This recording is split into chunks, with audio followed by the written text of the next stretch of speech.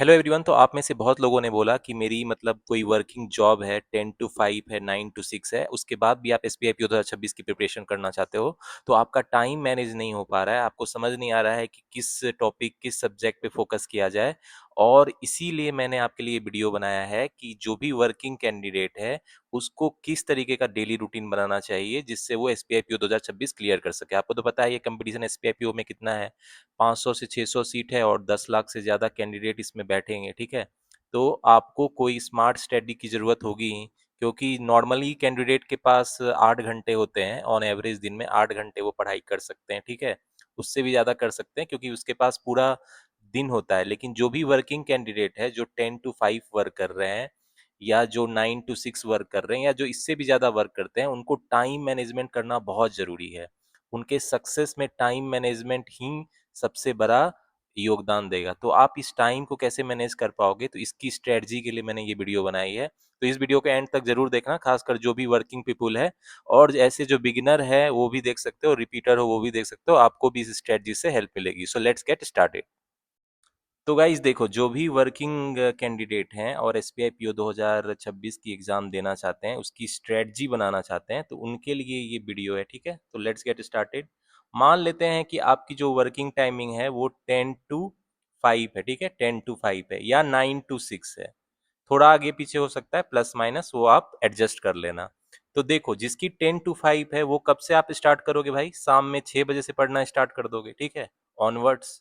और जिनकी 6 बजे तक वर्क करते हैं वो 7 बजे से कोशिश करेंगे कि पढ़ने के लिए बैठ जाए। 1 घंटे फ्रेश होने को दे सकते हो इन बिटवीन, 1 घंटे आप फ्रेश हो जाओ, क्योंकि भाई दिन भर वर्क करके आए हो तो थोड़ा थकान रहता है, तो फ्रेश माइंड से पढ़ाई करने के लिए बैठ जाओ। अब है कि आप डेली कितना टाइम दे सकते हो, डेली का टाइम टेबल आप कैसे सेट करोगे, क्योंकि you are already a working candidate और बहुत हेक्टिक टॉपिक्स आपका इंतजार कर रही है। आपको इंग्लिश करना है, ठीक है, इसके अलावा आपको क्या करना है, क्वांट करना है, डीआई सेक्शन करना है, इसके अलावा रीजनिंग भी है। और ये सब टॉपिक को आप छोड़ नहीं सकते हो सब्जेक्ट, क्योंकि हाई वेटेज सब्जेक्ट यही है। जनरल अवेयरनेस है, इसके अलावा डिस्क्रिप्टिव सेक्शन की भी आपको प्रिपरेशन करनी है। तो देखो, आप अगर मान लो कितना टाइम दोगे, तो जनरली आपके पास नाइट में कितना टाइम आपको देना चाहिए, तो मेरी स्ट्रेटजी के हिसाब से you need to give at least 4 hour, कम से कम 4 घंटा आपको रात में देना पड़ेगा, कम से कम। अगर आप ज़्यादा दोगे तो और अच्छी बात है। लेकिन मैं भी वर्किंग कैंडिडेट रहा हूँ, मैंने भी जब प्रिपरेशन कर रहा था S B I P O की, तो उस समय मैं हेक्टिव जॉब में था, तो इसीलिए मुझे रियलिस्टिक सिचुएशन पता है कि हम लोग थक जाते हैं, माइंड थक जाता है, तो उतना हम लोग आवर नहीं दे सकते हैं। तो कोशिश करेंगे ये जो 4 आवर्स हम लोग देंगे, इसमें हम लोग मैक्सिमाइज करेंगे अपने एफर्ट्स को। ठीक है, एफर्ट्स को मैक्सिमाइज करना पड़ेगा, स्मार्ट स्ट्रेटजी करना पड़ेगा। ठीक है, तो आप क्या करोगे, जनरली मान लो 7 बजे से आप पढ़ाई कर रहे हो तो 11 बजे तक आप पढ़ोगे, तो आपकी क्या स्ट्रेटजी होनी चाहिए? देखो, आपके पास 3 महीने से कम टाइम है। ठीक है, तो कोशिश करो आपकी एक डेली टारगेट सेट करने का। डेली टारगेट्स दो अपने आप को कि मुझे ये करना है, लेकिन उसके पहले आप वीकली टारगेट्स दो। तो पहले वीकली टारगेट्स एक सेट कर लेना चाहिए। जैसे वीकली टारगेट्स मैं आपको बता देता हूँ कैसे सेट करना है, ये भी बताऊंगा, डेली टारगेट कैसे सेट करना है ये भी बताऊंगा। और एक और बात है कि ये तो मेरा नाइट का टाइम है। अब कोशिश करोगे आप सुबह में 6 बजे अगर आप उठ जाते हो, तो 6 से 8 भी आप स्टडीज कर सकते हो। मतलब सुबह में भी आप कोशिश करो 2 आवर्स कम से कम देने का। ठीक है, ये कम से कम है, इससे ज़्यादा दोगे तो और अच्छी बात है, लेकिन फिर से रियलिस्टिक, हम लोग वर्क पे जाना होता है तो उसका माइंड मेकअप करना होता है, तो इतना इजी नहीं होता है। तो 2 आवर्स कम से कम मैं मान के चला हूँ। इसमें भी हम लोग प्लान करेंगे कि किस वे में स्टडी करेंगे इफेक्टिवली। ठीक है, तो आपके पास कितना टाइम हो गया भाई? देखो, रात में 4 घंटे और सुबह के 2 घंटे। ठीक है, तो टोटल आपके पास 6 आवर्स आपको देना पड़ेगा कम से कम। इससे ज़्यादा दोगे तो अच्छी बात है। तो इस 6 आवर्स में हम लोग एफर्ट्स को मैक्सिमाइज करेंगे। ठीक है, मैक्सिमाइज करेंगे एफर्ट्स कैसे लगा सकते हैं। तो डायरेक्ट आते हैं टॉपिक वाइज, मैं बता देता हूँ आपके जो कोर टॉपिक्स है जिस पे आप डायरेक्ट फोकस करना स्टार्ट कर दोगे। नॉर्मल कैंडिडेट की तरह आप टाइम वेस्ट नहीं ज़्यादा कर सकते हो। इवन नॉर्मल कैंडिडेट को भी मैं कहता हूँ टाइम वेस्ट नहीं करने, स्मार्ट वे में स्टडी करने। Effective time management is so important. देखो, कोर टॉपिक्स कौन है आपका?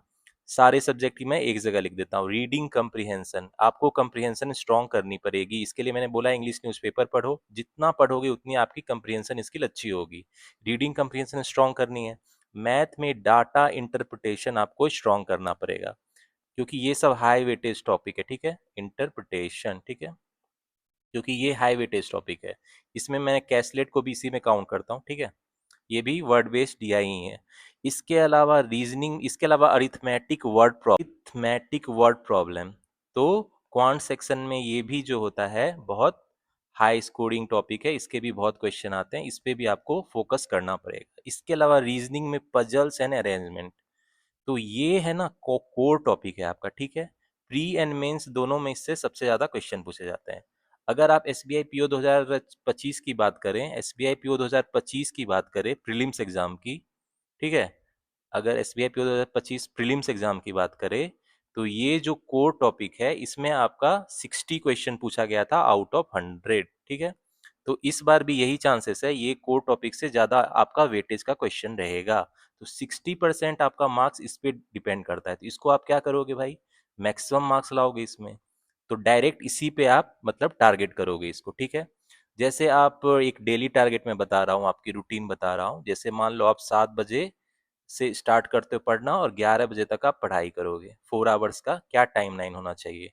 तो देखो, अभी के अगर आपका कॉन्सेप्ट क्लियर नहीं है तो अरिथमेटिक टॉपिक के कॉन्सेप्ट क्लियर कर लो, बिना कॉन्सेप्ट क्लियर किए आगे मत बढ़ो भाई, वरना ये तो शॉर्टकट मारने जैसा हो जाएगा। आपके कोई भी प्री एग्जाम नहीं क्लियर होंगे, मेंस भी क्लियर नहीं होंगे। अरिथमेटिक टॉपिक के कॉन्सेप्ट क्लियर करो, इंग्लिश ग्रामर के कॉन्सेप्ट क्लियर करो, ठीक है। इंग्लिश ग्रामर के कॉन्सेप्ट क्लियर करो, ठीक है। इसके बाद आप इस पे क्वेश्चन प्रैक्टिस करना स्टार्ट करना, पहले कॉन्सेप्ट क्लियर करो। तो जैसे अगर आप अपने आप को वीकली टारगेट दे रहे हो, मान लो मंडे है, ठीक है, ट्यूसडे है, वेडनेसडे है, ठीक है, थर्सडे है, फ्राइडे है, सैटरडे है और संडे है, ठीक है। अब देखो, आप वर्किंग कैंडिडेट हो तो मंडे से सैटरडे मानता हूँ कि आपका मतलब आपको वर्क के साथ पढ़ाई करनी है। संडे आपका ऑफ रहेगा, तो इसकी थोड़ी अलग स्ट्रेटजी मैं बताऊंगा, ठीक है। तो मंडे को क्या करोगे आप, सुबह में जो 6 बजे से 8 बजे है, ये क्या करोगे 6 to 8, इसमें कोशिश करोगे वीकली में कि कम से कम 3 मॉक्स दिया जाए प्री का। प्री का कोशिश करना 3 मॉक्स लगाने का कम से कम, और एक मेंस का मॉक लगाना, ठीक है। एक मॉक जो है मेंस का लगाना, ये टारगेट रखना। और ये कोशिश करना कि मॉर्निंग के टाइम में ही मॉक्स लगाना। प्री का मॉक्स लगाने में आपको 1 घंटा लगेगा, ठीक है, तो प्री का मॉक्स मॉर्निंग में लगा लेना। तो सप्ताह के 3 दिन आप मॉक्स लगाना मॉर्निंग में, ठीक है। मॉक्स लगाना और मॉक्स को एनालाइज भी करना, जो भी वीकर एरिया है उस पे सेक्शनल टेस्ट है ना, और उसको इम्प्रूव करना, ठीक है। तो 3 दिन मॉक्स लगाना। इसके अलावा आप मॉर्निंग में क्या कर सकते हो, इंग्लिश वाले, इंग्लिश ग्रामर का कॉन्सेप्ट क्लियर कर लेना अगर क्लियर नहीं है, और उस पे एरर वाले क्वेश्चन प्रैक्टिस करना, और आरसी, आरसी ज्यादा प्रैक्टिस करना, ठीक है। आरसी जो है उसको अच्छे से प्रैक्टिस करना। इसके अलावा और भी जो अदर टॉपिक्स है जो भी मैं बताने वाला हूँ उसको भी आप फोकस कर सकते हो। ये मॉर्निंग का रूटीन है। अब आपके पास शाम का जो 7 बजे से लेके 9 बजे है, इसमें आप क्या करोगे, अरिथमेटिक टॉपिक कोई भी उठा के उसका कॉन्सेप्ट क्लियर करोगे, और कॉन्सेप्ट क्लियर हो जाए तो उस पे क्वेश्चन प्रैक्टिस करना। अगर आपके कॉन्सेप्ट क्लियर है तो डायरेक्ट क्वेश्चन प्रैक्टिस से ही कर सकते हो। तो एवरी डे 2 आवर्स आपको देना पड़ेगा क्वांट को, ठीक है।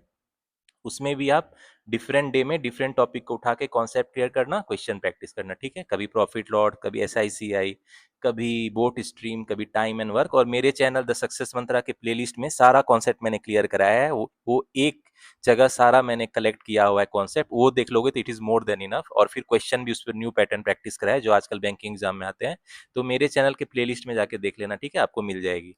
इसके अलावा आप क्या करोगे, ये टाइम आपका क्या रहेगा, क्वांट के लिए रहेगा। हर दिन टॉपिक को आप क्या करना, चेंज करते रहना, जो जो टॉपिक आपकी वीक है, जिसको स्ट्रॉन्ग करने की जरूरत है, उस पर फोकस करना। और रात के 9 से 11 बजे रीजनिंग को दोगे आप, ठीक है। रीजनिंग में क्या करोगे, puzzles and arrangement. Puzzles and arrangement कोशिश करोगे कि वीक में 3 से 4 दिन ये आप 2 आवर्स कम से कम पजल अरेंजमेंट को दो, ठीक है। कम से कम 4 दिन आप इसको दोगे। इसके अलावा बाकी के 3 दिन में और भी जो अदर्स टॉपिक आते हैं उसको आप क्या करोगे, रोटेट करोगे। अब जो अदर्स टॉपिक है इंपॉर्टेंट, इसके अलावा पजल अरेंजमेंट के अलावा, वो भी मैं आपको बताने वाला हूँ, ठीक है। अब देखो, इंग्लिश में मैंने ये बता दिया कोर टॉपिक्स, इसके अलावा और कौन से इंपॉर्टेंट टॉपिक्स है इंग्लिश में जो आपको करना पड़ेगा, और ये प्री मेंस दोनों के लिए है, ठीक है, मैं एक ही जगह आपको बता रहा हूँ। Important topics for English other than reading comprehension तो मैंने बता दिया, वो तो करना ही है, कोर टॉपिक है। देखो एरर वाला क्वेश्चन जो है वो करना प्रैक्टिस, ठीक है।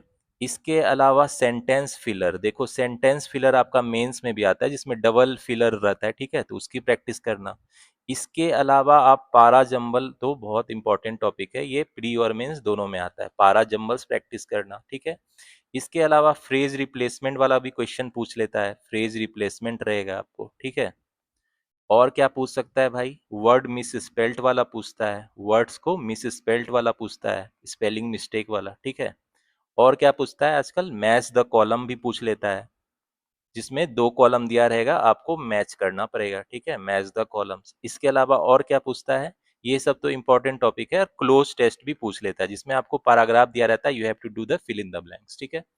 तो ये सब टॉपिक है इंपॉर्टेंट जिसको आप अपने रूटीन में देखना, मॉर्निंग में जो आपका रूटीन है ये इसमें आप करना, ठीक है, मॉर्निंग में करना ये जो प्रैक्टिस है।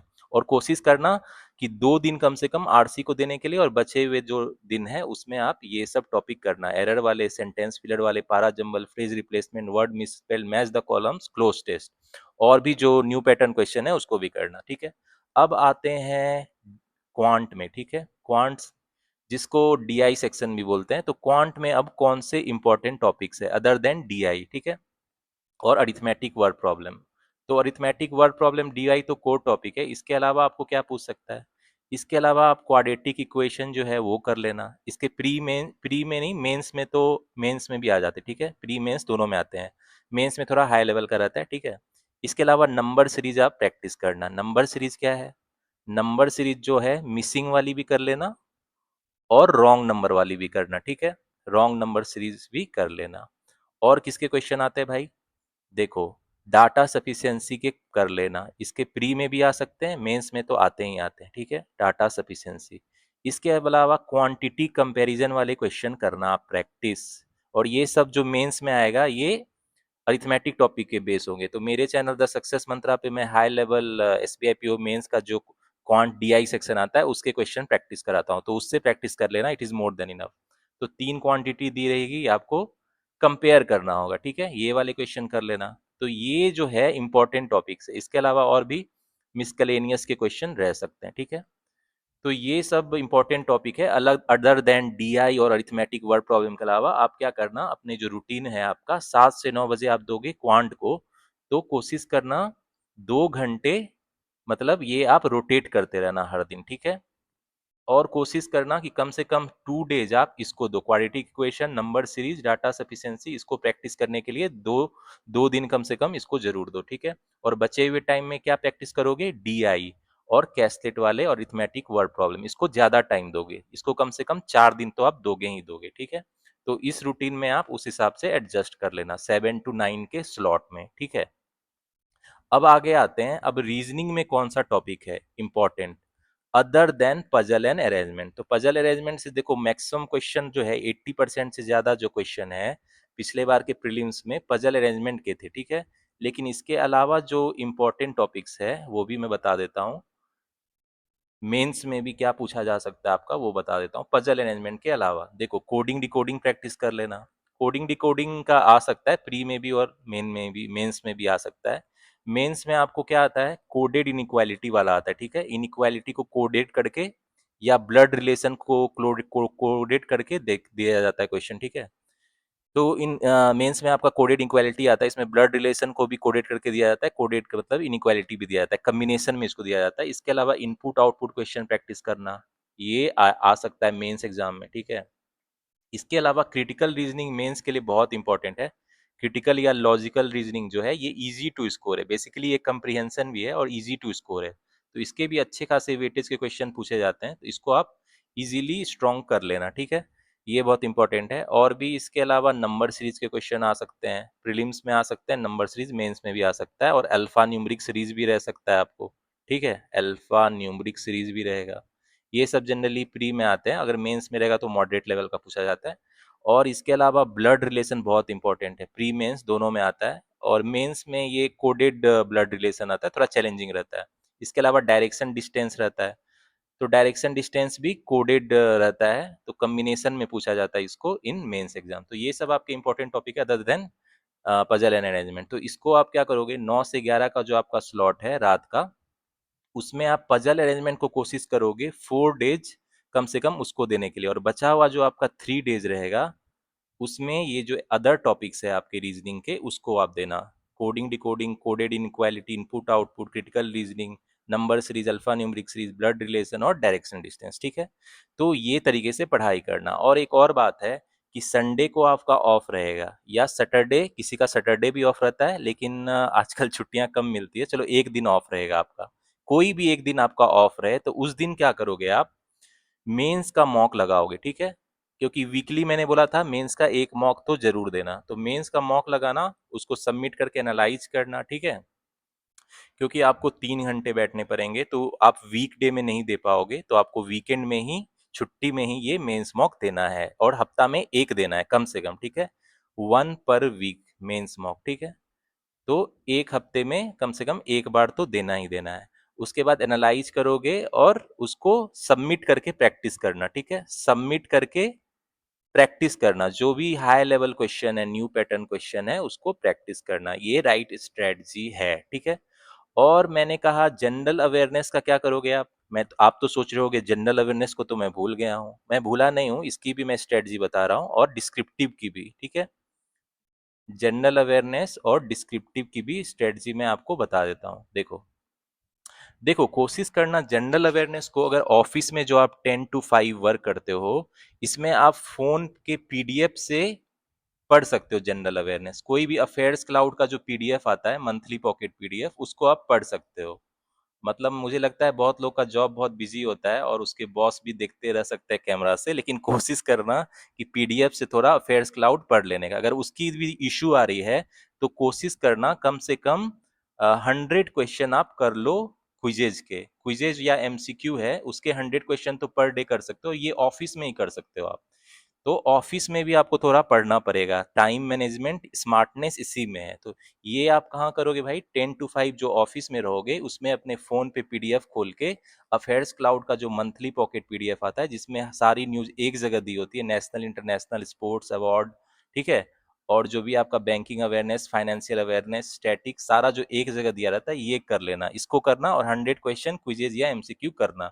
कोशिश करना 100 से इंक्रीज होकर 200 क्वेश्चन पर डे हो जाए क्विजेज एमसीक्यू का, वाइल बीइंग इन ऑफिस, तो और भी अच्छी बात है, ठीक है। और डिस्क्रिप्टिव के लिए देखो, डिस्क्रिप्टिव के लिए तो बेसिकली आप ऑफिस में कर ही सकते हो। अगर आप किसी को मेल कर रहे हो तो वो भी डिस्क्रिप्टिव की प्रिपरेशन ही हो गई। किसी को ईमेल सेंड करना तो अच्छे फॉर्मेट से सेंड करना, ईमेल भी पूछता है आपका। इसके अलावा क्या पूछता है, और प्रिसीज राइटिंग, मतलब कोई लंबा चौड़ा जो पैराग्राफ होता है उसको शॉर्ट करना रहता है, ठीक है।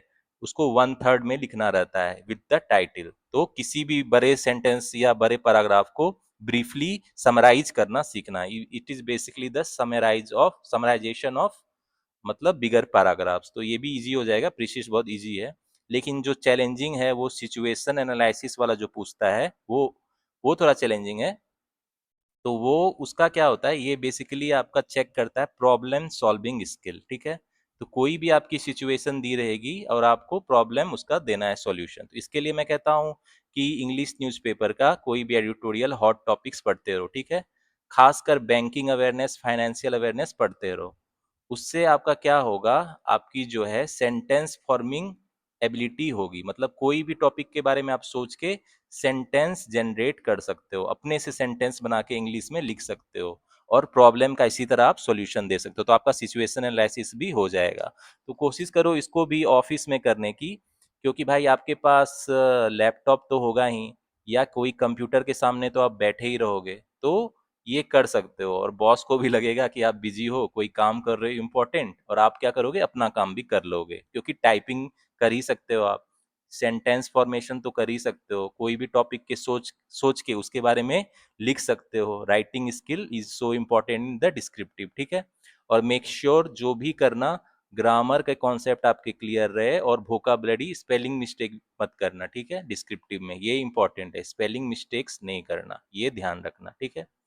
तो ये मेरा प्लान है, मतलब आपके लिए जो भी वर्किंग कैंडिडेट है, ठीक है? तो इस तरीके से आप पढ़ाई करोगे स्मार्ट वे में, तो आप जो बचे हुए टाइम है उसमें एग्जाम क्रैक कर सकते हो, ठीक है? और आपके पास लेस देन 3 मंथ्स है। तो मुझे पता है बहुत चैलेंजिंग होता है जो भी वर्किंग कैंडिडेट है, क्योंकि I was my self working in hectic job before clearing SBIPO exam. तो मुझे भी पता होता था कि स्मार्ट वे में पढ़ना ही पड़ेगा, अदरवाइज सिलेक्शन भूल जाओ। तो आपको जो भी मैंने ये स्ट्रेटजी बताई, होपफुली आपको हेल्प करेगी टू द पॉइंट स्टडी करने में, प्रिसाइजली मतलब जैसा इंपॉर्टेंट टॉपिक को कवर करके कम टाइम में एग्जाम क्लियर करने में। तो गाइज अगर आपको कोई भी और डाउट या क्वेरी हो तो कमेंट सेक्शन में मुझसे पूछ लेना। होपफुली आपको आज का वीडियो पसंद आया होगा। आने वाले टाइम में और भी स्ट्रेटजी वीडियो लाऊंगा for pre mains and interview. इसके अलावा मेरे चैनल द सक्सेस मंत्रा पे जितने भी मैथ अरिथमेटिक के इंपॉर्टेंट टॉपिक है उसकी कॉन्सेप्ट की वीडियो मैं ला ही रहा हूँ, ठीक है?